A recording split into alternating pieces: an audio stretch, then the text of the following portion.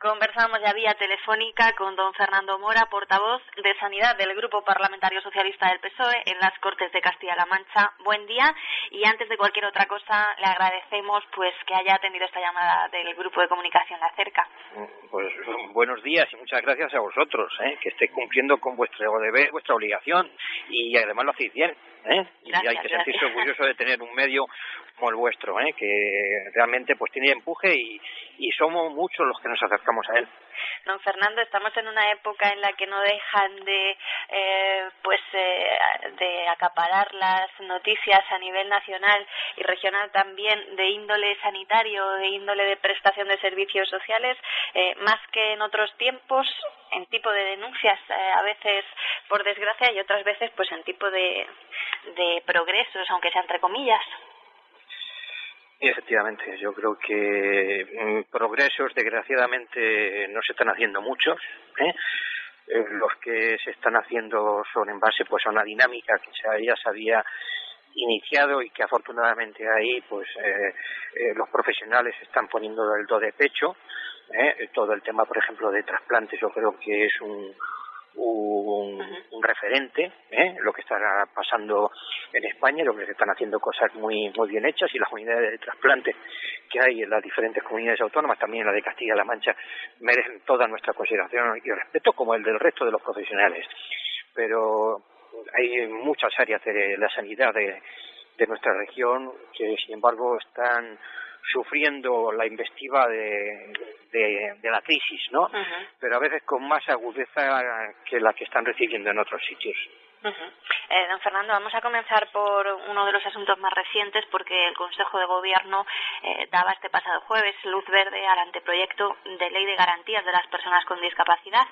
Echaniz destacó que la ley incorpora todos los principios recientes y la mejor de la legislación internacional para poner a Castilla-La Mancha, dice, en la vanguardia de las políticas de discapacidad.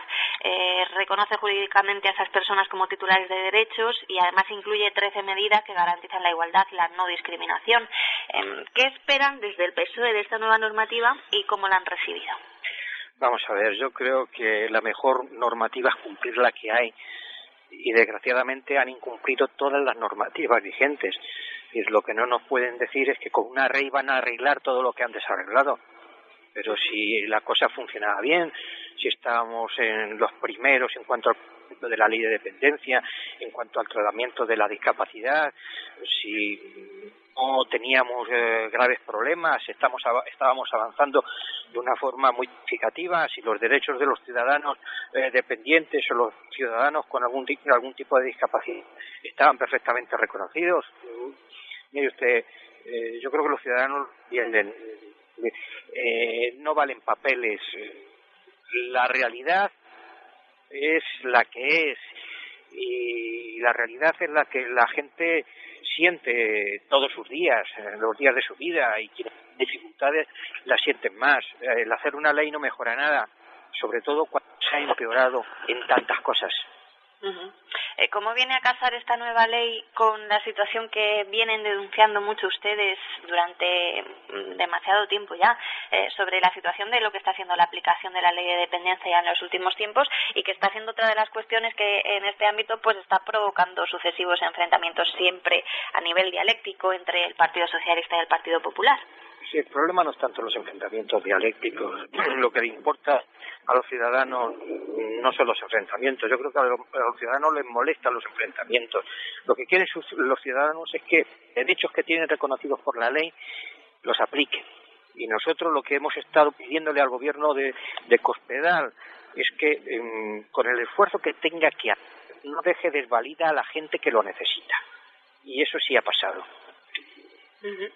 ¿Qué ha pasado también en estas últimas jornadas en torno a ese código ético que al parecer por error se colgaba durante un tiempo en la web del SESCAM y que desde el propio SESCAM han asegurado que pertenece a la anterior etapa socialista? Miren, yo las estupideces casi prefiero no calificarlas, ¿verdad? Es decir, cuando ellos meten la pata, cuando ellos cuelgan de la red a la que tienen acceso multitud de sanitarios, particularmente la provincia de Albacete, que es donde se ha difundido un código ético, han sido ellos los que han dado la orden de colgarlo, han sido ellos los que lo han introducido para que la gente lo vea, y cuando se les recrimina dicen no, es que lo hicieron los otros. Hombre, al final resulta que aquí culpa de todo lo que sucede en el mundo lo tienen los anteriores. ¿Y ellos qué culpa tienen? No, que son los que están gobernando. Ellos no tienen culpa de nada, ellos lo están haciendo perfectamente bien. Yo creo que lo que la gente piensa es que si comparan cómo se hace antes y cómo se hace ahora, los derechos de los ciudadanos han cambiado de forma abismal.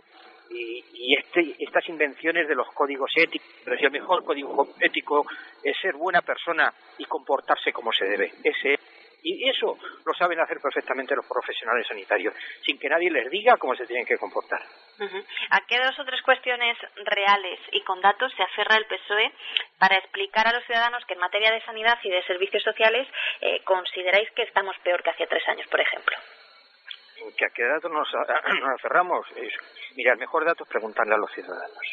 Es salir a la calle, ir a un hospital, ir a un consultorio, a un centro de especialidades y preguntarle a la gente.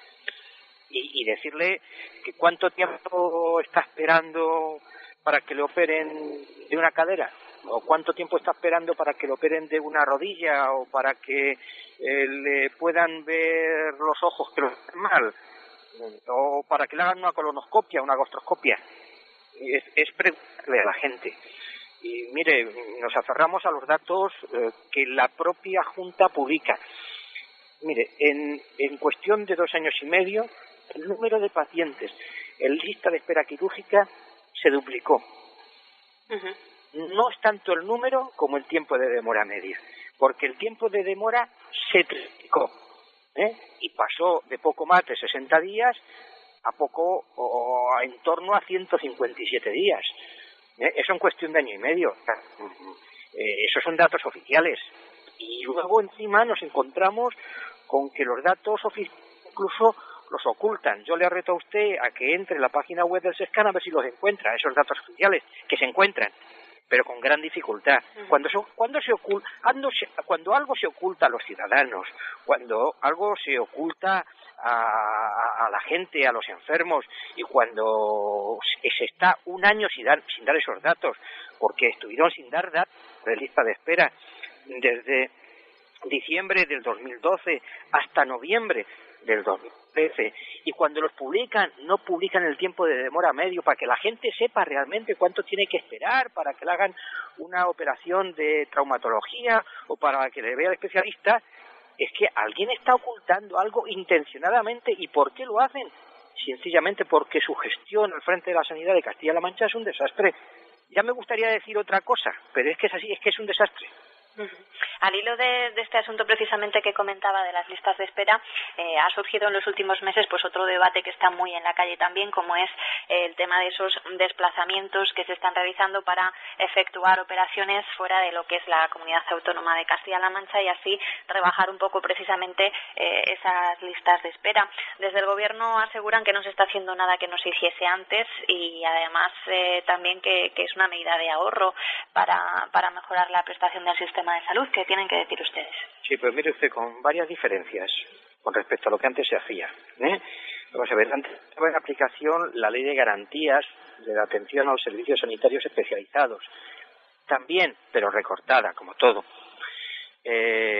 Antes, cuando se sobrepasaban los tiempos de espera medio fijados por el Gobierno regional, que ahora no se fijan, los ciudadanos recurrían y decían, mire usted, que yo no puedo esperar más de este tiempo y necesito que me atiendan. Entonces el Gobierno regional decía, pues mire usted, le vamos a enviar a que le operen a tal sitio. Entonces iba, pero era petición del ciudadano. Ahora le llaman al ciudadano que lleva esperando 1 año o año y medio para operarse una hernia y le dicen, oiga, que tiene que ir usted a Madrid a tal clínica y si no va a tal clínica se tendrá que esperar no sé cuánto tiempo.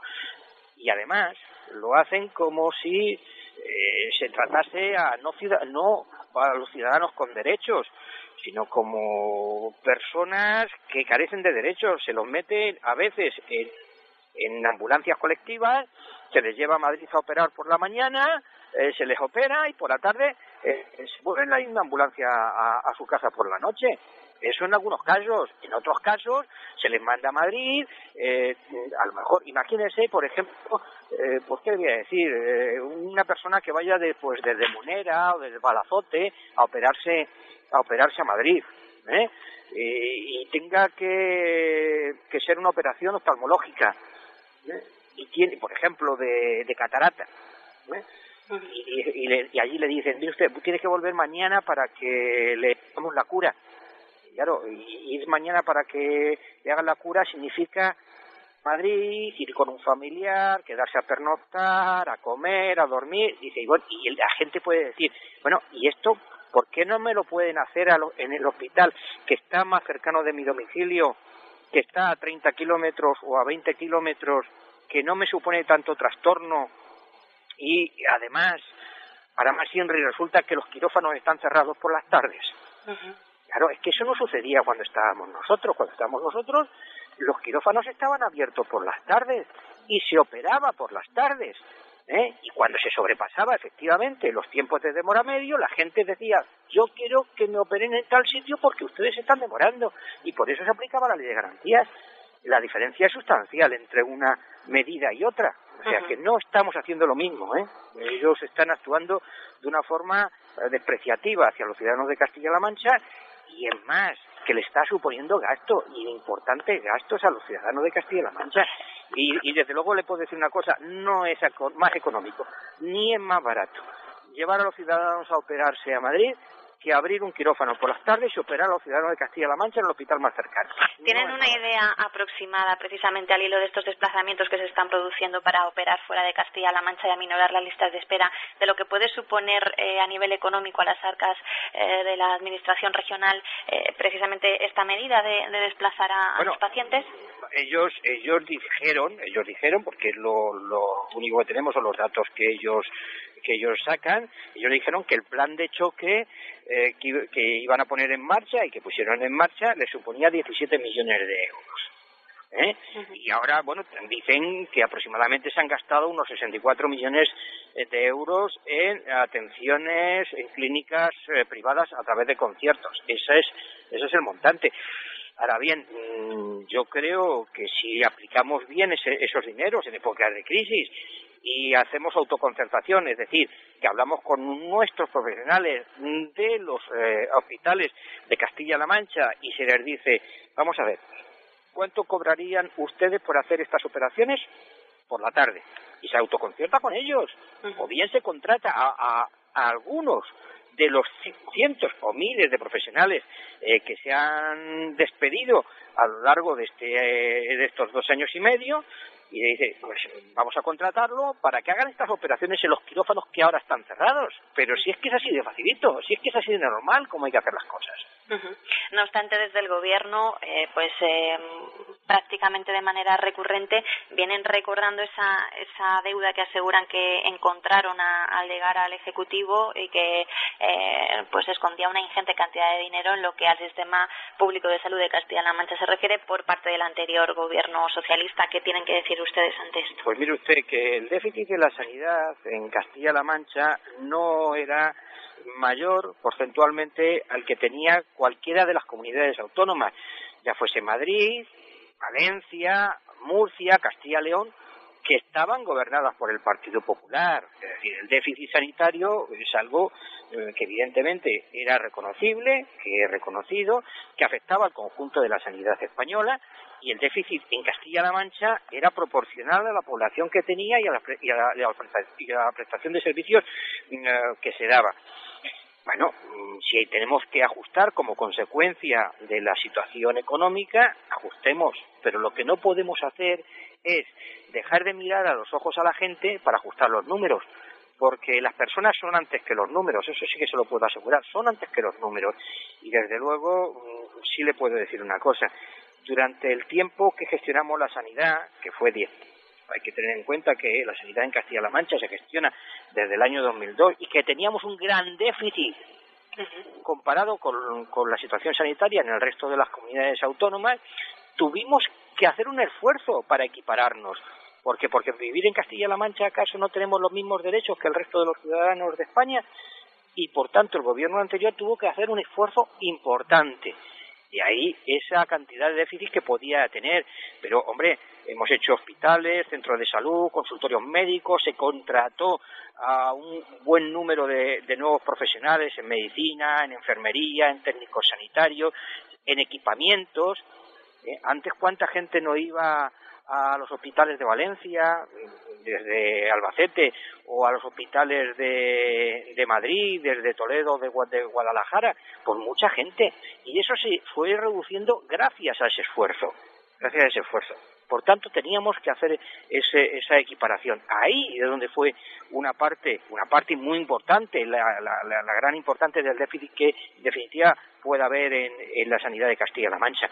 Yo creo que no hay que arrepentirse de haber dado a los ciudadanos de Castilla-La Mancha los mismos derechos que tienen los ciudadanos de otras regiones, o hay que arrepentirse. Yo creo que no.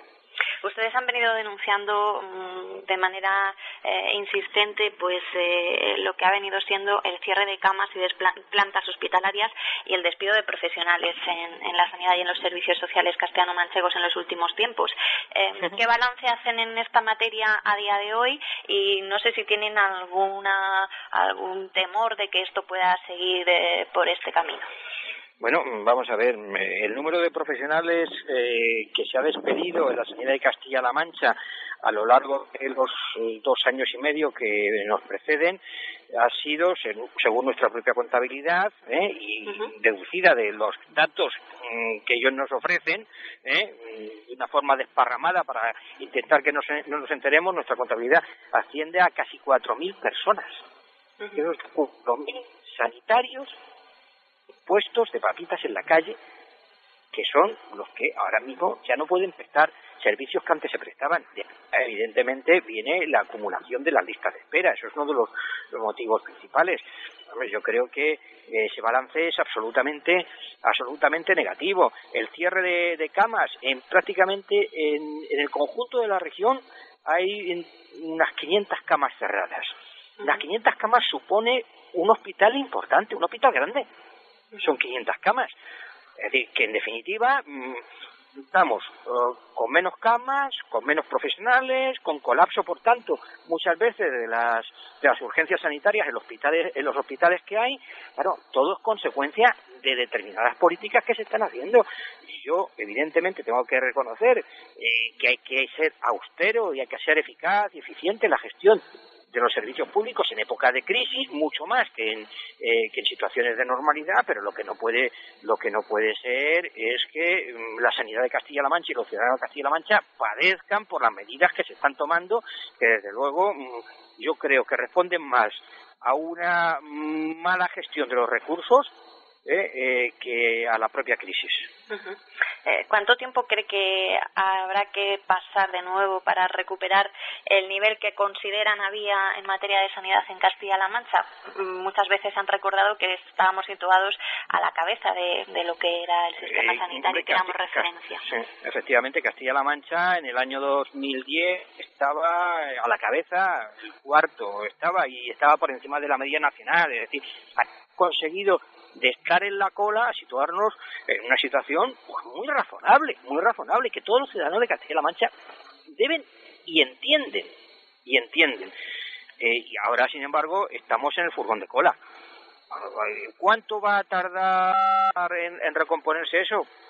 Va a tardar, desde luego no se recompone lo destruido, en estos tiempos no se recompone de la noche a la mañana.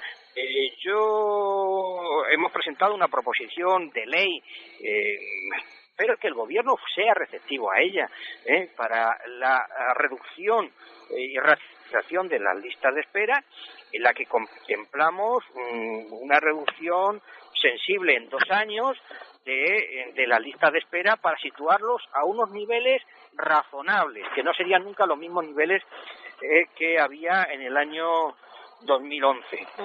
Por tanto, para podernos recuperar a los niveles del 2011 hará falta una legislatura completa, sin duda. Don Fernando, al principio de la legislatura presente se comenzó a hablar de lo que iba a ser un cambio en el modelo de gestión de algunos de los hospitales de Castilla-La Mancha, que iban a pasar a ser público-privados en esta manera de administrarse. Se hablaba en el caso de la provincia de Albacete de Almansa y Villarrobledo, por ejemplo. Después, pasado un tiempo, se decidió que no. ¿Cuál cree que fue el detonante o el motivo que cambió ese proceder y si considera que lo que ha pasado en la sanidad madrileña, con esa misma pretensión que había en otros 6 hospitales que iban a cambiar de gestión, y la marea blanca que se ha venido a denominar, que ha logrado paralizar el proceso a través de los juzgados, ha tenido algo que ver con esto? Pues yo creo que ha tenido todo que ver. La marea blanca de Madrid, el impulso dado por los profesionales sanitarios y por la ciudadanía en general, hay que recordar que tanto en Almansa como en Villarrobledo también hubo importantes movilizaciones ciudadanas y movilización de los profesionales. Eso ayudó, sin lugar a dudas. Pero hay 2 factores más que contribuyeron a ello, a que esto se diese la vuelta. Y no, desde luego, lo que el gobierno regional dijo. Que dijo, bueno, gracias a las medidas de ahorro tomadas, podemos decir que ya no es necesaria la privatización, que nunca reconocieron, por otra parte. Ellos hablaban de un modelo público-privado, nunca de privatización. Y luego acabaron diciendo que ya no privatizaban. En fin, es el colmo de las contradicciones permanentes. Bueno, pues uno de los motivos fundamentales para que no privatizasen fue que me has dicho, la movilización de los ciudadanos. Y de los profesionales, sobre todo, también. Sí, claro, no, y de los profesionales, ya lo comentaba antes, y de los profesionales, yo creo que se movilizaron muy mucho en Almansa, en Villarrobledo, en Tomelloso y en Manzanares, y eso les obligó a echar marcha atrás, y luego, pues evidentemente también otras cuestiones. Primero, no había ninguna empresa dispuesta a hacerse cargo de esos hospitales. Ninguna, no encontraron ninguna empresa a hacerse cargo de esos hospitales, ninguna, porque lo primero que dijeron cuando lo sacaron es que no eran rentables económicamente. Entonces, ¿cómo le puedes ofrecer a una empresa privada un hospital que no es rentable económicamente?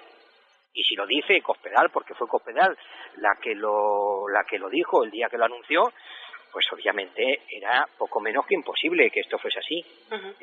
Y bueno, lo que en definitiva esta marcha atrás lo que hace es desmentir al propio gobierno regional, cuando dice no, es que hemos arreglado buena parte y hemos saneado la situación financiera.